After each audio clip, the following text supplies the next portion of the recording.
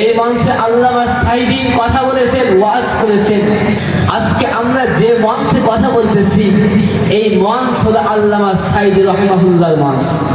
আমরা সকলে দোয়া করি আল্লাহ পাক রব্বুল আলামিন আল্লামা দেলোয়ার হোসেন সাঈদী রাহিমাহুল্লাহকে জান্নাতবাসী করে বলে আল্লাহুম্মা আমিন। স্বৈরাচার সরকারের ফাঁসির রায় আমরা দেখেছি। আল্লাহর হুকুম ছাড়া গাছের একটি পাতাও নড়ে না। আল্লাহর হুকুমে বাংলাদেশের ছাত্রদের মনে আন্দোলনের জাগ জেগেছিল। আল্লাহর হুকুমে বাংলাদেশের ছাত্ররা আন্দোলন করেছিল। আল্লাহর হুকুমে বাংলাদেশ থেকে স্বৈরাচার বিদায় নিয়েছে। আল্লাহর হুকুমে স্বৈরাচারের ফাঁসির রায় হয়েছে বাংলাদেশে। কথা বলেন ঠিক কিনা? বাংলাদেশের তাওহীদি বিলরা, ছাত্র বিলরা, ছাত্র যুবকরা এই বাংলাদেশকে নতুন করে আমাদের মাঝে স্বাধীন করে দিয়েছে। কথা বলেন ঠিক কিনা?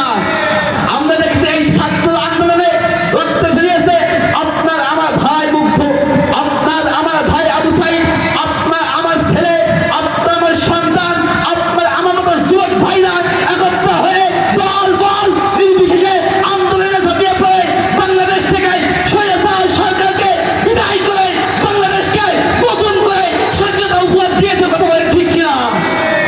আজকে সেই স্বাধীনভাবে বাঁচতে পেরে আরো একবার শুকরিয়া আদায় করি, বলে আলহামদুলিল্লাহ। আজকে দেখেন এই স্বাধীনতা সুন্দর মুহূর্ত আর কিন্তু ফিরে পাওয়া যাবে না। সুতরাং এই সুন্দর মুহূর্তকে আঁকড়ে ধরে সুন্দর সমাজ গঠন করতে হবে। আজকে দেখেন তাফসীরুল কোরআন মাহফিল, এই তাফসীরুল কোরআন মাহফিলে বিগত দিনে আমরা দেখেছি আলেমদেরকে, বক্তাদেরকে হক কথা বলার জন্য ফাঁসির রায়, জেলের ভিতরে যেতে হয়েছে। কথা বলেন। এই তাফসীরুল কোরআন মাহফিলে আপনার আমার প্রিয় বক্তা আল্লামা মামুনুল হক সাহেব কথা বলেছেন, যেতে হয়েছে জেলের ভিতরে। এই তাফসীরুল কোরআন মাহফিলে হক কথা বলেছেন আপনার আমার প্রিয় বক্তা মুফতি আমির হামজা, হক কথা বলার কারণে মুফতি আমির হামজা সাহেবকে জেলের ভিতরে যেতে হয়েছে। কথা বলেন, কথা বলেন। আজকে পবিত্র তাফসীরুল কোরআন মাহফিলে হক কথা বলার কারণে, কোরআনের কথা বলার কারণে সকালে দোয়ার বাড়ি কোরআনের পাখি আল্লামা দেলোয়ার হোসেন সাঈদী সাহেবকে জেলের ভিতরে রেখে শহীদ করা হয়েছে। কথা বলেন ঠিক কিনা?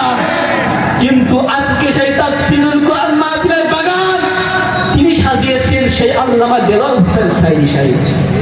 তিনি সাজিয়েছেন কেমন ভাবে ওয়াজ করতে হয়, কেমন ভাবে কোরআনের ছোট্ট ছোট্ট ব্যাখ্যাগুলো মানুষের সামনে সুন্দরভাবে বোঝাতে হয়। আলহামদুলিল্লাহ, আপনাদের এখানে প্রতি বছর নাই, এই বছর মাহফিল হয়েছে। আপনারা খুশি না বেচার? যুবক ভাইরা যারা দাঁড়িয়ে আছে, আপনারা খুশি না বেচার? যদি হন খুশি, মুখে নিয়ে হাসি, আওয়াজ দেবেন একটু বেশি, এমন ভাবে আল্লাহর নামে তাকবীর দিবেন